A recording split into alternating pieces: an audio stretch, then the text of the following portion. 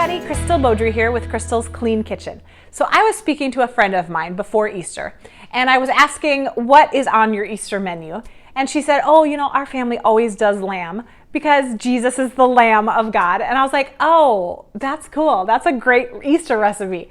But I didn't make this in time for Easter, unfortunately, because I got too busy. But this is still such a good recipe for any supper that you may be making, and I encourage you to add it into your meal rotation because it's delicious. You know, sometimes I get so tired of just beef and chicken. Please, can we have something else? And I don't usually eat a ton of fish just because I don't love fish, and I don't love the fish smell in my house. So lamb is such a good opportunity that you can do to throw in a different kind of meat. And this recipe is so incredibly simple. It just takes a few ingredients and a couple minutes to prep, and it will be worth it. You're not going to want to miss this recipe. It's so good. So thank you so much for watching. Don't forget to smash that like button. So here is all of the ingredients that we are going to be using. Now we're going to be starting with a boneless leg of lamb from Costco. I got about 5 pounds, but any size is totally fine. Now I'm also going to be using probably about a half of a lemon, some rosemary, probably maybe 6 to 8 cloves of garlic. I'm going to be drizzling some olive oil on there, and of course some salt and pepper. This is a very simple recipe. You guys are going to love it. Let's get started. Okay, so I'm going to start by cutting this open, and I always rinse off my meat just because I think it's gross to not rinse off your meat. Now lamb usually has this netting over it, which I'm going to cut that off as well. All right, let's get this off. All right, so as you can see, you could kind of unfold this if you wanted to. I'm gonna leave it right here for now. And then I am going to pat it dry with some paper towels, just because I don't need all that excess water on it. So I am going to be rubbing some lemon on this. It's just going to cut out some of that gamey taste that is in lamb, which, you know, some people say, oh, I don't really love lamb, it just has a weird taste. But if you are rubbing some lemon on it first, that is totally going to make this so much better. And I also am going to be working with the underside as well, which a lot of people don't when they make this recipe. They just simply will do the top of it and that's it. But I just find that it has so much more flavor if I am doing the underside as well. All right, now what we're going to be doing is we are going to be cutting some holes in our lamb. You can try to trim off some of the fat if you want to, but I think that having the fat on there really gives it a nice flavor because all of the juices of the fat are going to kind of seep through it as it's cooking, and it's going to taste amazing. Okay, so what I'm going to be doing is I am going to be kind of stabbing some holes all throughout it. I'm gonna just do a couple at first. I'm gonna scoot that over, and then I'm going to be grabbing my cloves of garlic. Now how I usually peel garlic is I just cut the ends off, and then I smash it a little bit, and then it's really easy to take off that skin. So what I'm going to be doing is I am going to be cutting this garlic up into pieces. I'm going to be doing long pieces because I am going to put a piece of garlic and a couple pieces of rosemary in each of these holes. Now I personally love garlic. So I'm going to be putting a lot of it in there. And when this is done cooking, it really just tastes so amazing. You guys, it makes the whole taste of all of the lamb when you cut into it just taste amazing. You can do as big of slices as you're wanting with the garlic, or you can do them a little smaller if you're wanting. And then I'm going to take a couple sprigs of this rosemary. Now I'm going to take off the stem pieces because I don't need the stems. All right, let me show you how to do this now.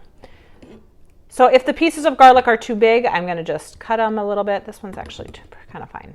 I'm going to take a couple of the sprigs, wrap it around it, and then I'm going to shove it into each of these holes that I have cut.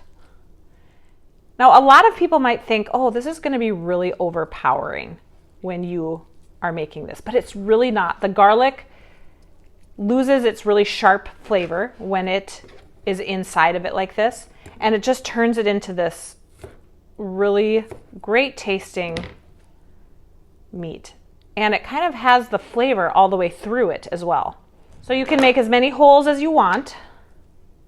You can stick as much garlic or as little garlic as you're wanting, as much rosemary or as little rosemary. That's the good thing about cooking. I mean, you can really like take your liberties with what you're doing and what you're wanting to do. Now, when we are done cooking this, there is going to be a lot of juices that you could make into a gravy to go on top of this if you're wanting. When some people say that they don't like lamb, I'm like, but why? It's so good. Maybe you just haven't cooked it correctly. It's so easy to cook. Now, when we bake this, we are going to be starting it off by baking it at 425 degrees. And then we are going to be reducing, and we're doing that for a half hour. Then we're going to reduce it, and we're going to cook it for another hour, and then we're going to take it out, check the temperature, see how hot it is.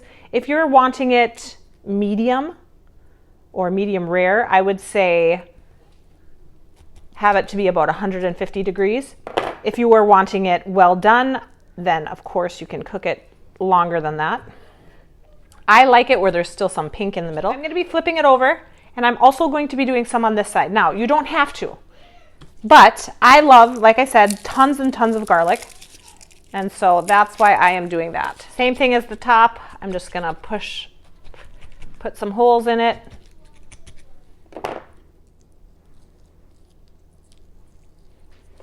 All right, so now that that is done, I am going to drizzle it with a little oil, little olive oil.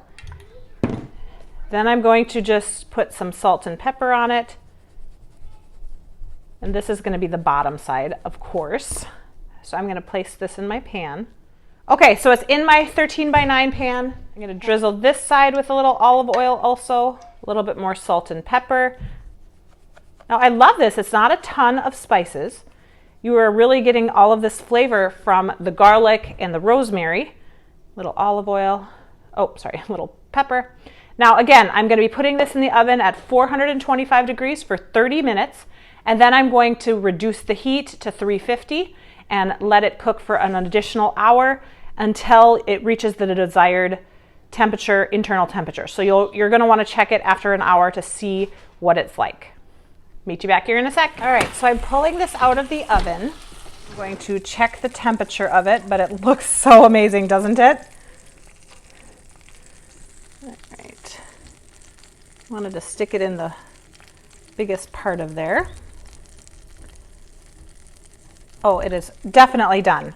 Oh, this looks so beautiful. Okay, I'm gonna let this sit and cool down, and then I will cut it up. Oh, this looks so good. So I let this cool down.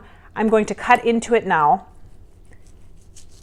Oh my goodness, it smells so heavenly. Oh my goodness. Now I love that I didn't cut the fat off of the top of it. Oh, it is perfect. Now it did cook a little bit more than medium, which is fine. I don't really care personally. You could put this on a plate. Now the pan had some really nice drippings in it. Oh, yikes, whoops. So you could make this into a gravy if you wanted to and spread that over the top as well. At how incredible this looks. It has the most amazing crust on it. Look at that, yum. All right, that was it. It was so easy, wasn't it? And I cannot wait to dig into this. Let's give it a taste test. Oh my word. It's so good.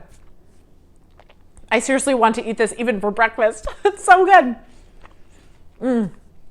You guys, you have to try this. It is one of the simplest dinners that you can make.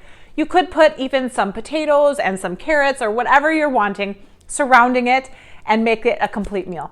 Thank you so much for watching. Now don't forget, subscribe to my channel if you haven't already, and stay tuned for some more great recipes. We'll see you next time.